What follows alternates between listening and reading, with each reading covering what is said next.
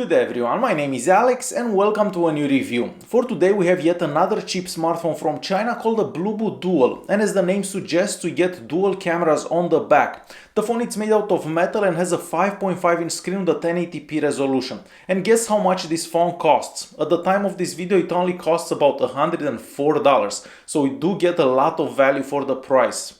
Before we go any further, make sure that you press that like button and let's see if we can actually get 300 likes on this video. So for specs, we have a MediaTek 6737T. This is a quad-core processor. We have 2 gigs of RAM, 16 gigs of internal storage. We have a 3000 mAh battery and the phone is running Android 6.0.1. Even though we have a 5.5-inch screen, the phone is still smaller than most other devices with 5.5-inch screens, and it is kind of easy to hold in one hand. The back of the phone is made out of metal, and I have to say that it does look very cool whenever it's clean. However, it is a bit difficult to actually keep this phone clean. Every time you touch it, you kind of leave fingerprints on the back and it doesn't look that good. So aside from that, we have two cameras on the back there. One of them is a 13 megapixel sensor and the other one is a 2 megapixel sensor. We also have a flash and a fingerprint scanner. The fingerprint scanner is accurate 99% of the time and it unlocks the phone quickly. So all you have to do is actually touch the fingerprint scanner and the phone will unlock. The sides of the phone are also made out of metal and we also have nicely curved edges, and that makes the phone easier to hold. So starting on the left hand side, you're gonna find the power button and the volume keys, and these ones are also made out of metal.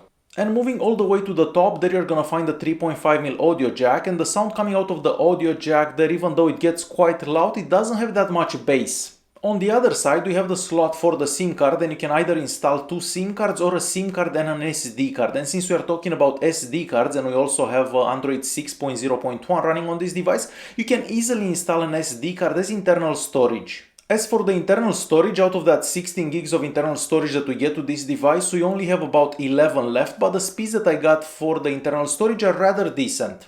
And lastly, the bottom of the phone. So this looks very similar to what you've seen in the past for other devices. So we have what looks to be like two speakers. However, only one of them is a speaker, the other one is actually a microphone. And we have a micro USB charging port. This phone also supports OTG, so you're going to be able to plug in any USB stick and the phone will be able to read whatever you have on that USB stick. But the downside to the phone is the fact that we don't have fast charging, so it will take close to 3 hours to fully charge this phone.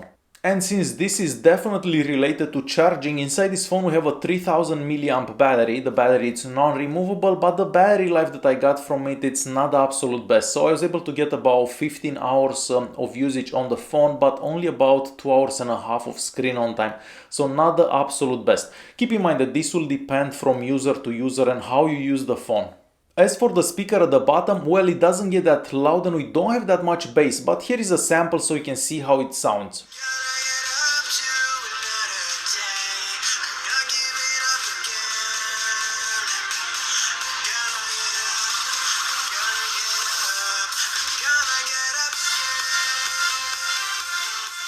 On the front of the phone, starting at the top, we have a couple of sensors. We have the speaker, notification light and a 5 megapixel front-facing camera. The front-facing camera takes average looking pictures and this is quite normal for cheap devices from China. So if you have a lot of light, the pictures turn out decent, but if you don't have that much light, the pictures become to look kind of grainy. And these are a couple of examples of pictures that I took with this phone. The 5.5-inch screen has a 1080p resolution and I have to say that it looks quite good.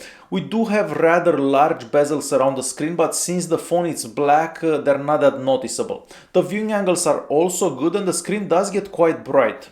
For screen sensitivity, this is one of the best cheaper phones that I tried, and I can really compare this with phones that cost like $300-400. So yeah, the screen sensitivity is quite good and you can touch the screen in 10 places in the same time and the screen will register. And we even have some type of scratch resistant glass covering the screen, and that's a big bonus for a phone this cheap. So yeah, the phone is not gonna get scratched that easily. The phone also has on-screen buttons and you have the possibility of actually rearranging those on-screen buttons, so that's a really good feature to have. And since we are talking about on-screen buttons, the multitasking button it's right there, and the multitasking on this phone it's quite good considering that we only have 2 gigs of RAM. Performance-wise, on the Antutu Benchmark and the Geekbench 4, we get some rather high scores, and I wasn't actually expecting to get those scores from that CPU and RAM, and most Bluboo devices that I tried in the past get rather low scores, so yeah, quite surprising. For apps, using Chrome, for example, works very good. You can zoom in, zoom out, scroll up, scroll down, and it does work really good. The YouTube app, the maximum resolution is going to be 1080p. However, I didn't find the videos going that smooth, so every now and then the video kind of stops and there is some type of lag behind the videos. Connectivity wise, the phone can connect to the 4G networks, and here in Canada where I've been using the phone, I was only connected to the 4G networks. Aside from that, we get dual band Wi-Fi, so you can connect to the 2.4 and the 5 GHz Wi-Fi networks, and we also have Bluetooth. The GPS unit inside this phone, it's probably not the best that I've ever tried, so it takes a while for the GPS to actually connect to the satellites, and if you drive in between buildings or anything like that, it tends to get disconnected quite often. For sensors, we don't have that many sensors. However, it's worth mentioning that we actually have a gyroscope inside this phone, so that could be helpful for a lot of games. Like most cheaper Android devices from China, we have Android 6.0.1 running on this phone with Bluboo's own skin on top of it. This skin, even though it looks rather cool and we don't have an app drawer, so it tries to be a lot like an iPhone, I find that it slows down the phone every now and then. So it really depends how many apps you have running in the background, but if you do have a lot of apps, the phone tends to slow down a bit. I would prefer to see something like Nova Launcher or the Google Launcher on this phone, and I believe that it would work much better with that. Even though I don't believe that this phone will ever make it to Android 7, over the past 3 days I was able to get 2 updates from Bluboo, and that's a good thing that they actually keep up with updates. As for the settings app, this one looks much closer to stock Android than the launcher. We do have some added features in there, and some of the features that we have are actually useful. So we have the double tap to wake up, which is a feature that we don't see for that many smartphones, but I think that it is a rather cool feature, and that one seems to work, I don't know, 10 out of 10 times. I haven't had any times when it didn't actually work. As for languages, like most Android devices from China, we do have a lot of languages available. And now the most exciting part about this phone, the dual cameras on the back. So you have a 13 megapixel camera and a 2 megapixel camera, and this is basically the main selling point for this phone. We've seen this setup for other phones like the iPhone 7 Plus, and yeah, it can take some nice pictures. However, this is not the case with this phone. Theoretically, the second camera should help create that depth of field perception. However, with this phone, well, it doesn't work that well. So what happens, the phone kind of makes a circle around the focus point, and everything in that circle, it's not blurred out, and everything outside the circle, it's blurred out. But if your circle is quite large, well, it's not gonna look that good. And these are a couple of examples that I took with this camera. So as you can probably tell, there are some cool effects in there, and there is something new that you haven't actually seen for a lot of other phones, but yeah, it needs some improvements. The camera app also looks rather decent. We do have a whole bunch of filters in there, a lot of options and settings that you can change, but the camera app in general, it's a bit slow, so you're gonna have to take your time whenever you actually take a picture with the phone. Now, the picture quality, if you just use one camera, it's on par with a lot of other phones under $200. So if you have a lot of light, you can take some decent pictures, but as soon as it gets dark or you don't have enough light, the pictures do become grainy, the focus it's quite soft, and they don't look that good. And these were a couple of examples of pictures that I took in good light and in low light, and you can probably tell for yourself that they are decent for the price of the phone.